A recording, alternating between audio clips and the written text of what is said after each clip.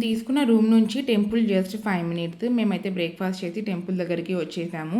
ఇక్కడ ప్రపంచంలోనే ఎత్తైన శివుడి విగ్రహం అనమాట. దీని ఎత్తు 123 అడుగులు ఉంటుంది. అండ్ అలాగే రాజగోపురం అనేది 249 అడుగులు 20 అంతస్తులతో ఉంటుంది.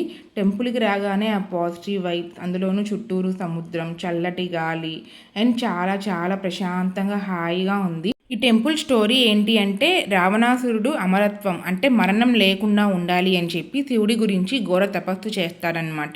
సో శివుడి తన తపస్సుకు మెచ్చి తనకి ఒక ఆత్మలింగాన్ని ఇస్తాడు. ఆ ఆత్మలింగం నువ్వు ఎక్కడైతే పెడితే అది అక్కడే స్థిరపడిపోతుంది అని చెప్తాడు.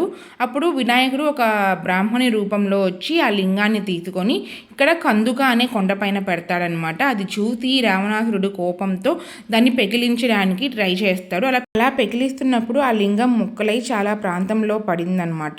సో ఆ పడినప్పుడు ఒక ముక్క అనేది ఈ కందుక కొండపై పడుతుంది. అందుకే దీనికి మురుడేశ్వర్ అని పేరు వచ్చింది. మురుడు అంటే మృత్యువు, ఈశ్వర్ అంటే శివుడు అని పేరు అనమాట. సో ఈ కథ ఎంతమందికి తెలుసు అనేది నా కామెంట్ సెక్షన్లో చెప్పండి.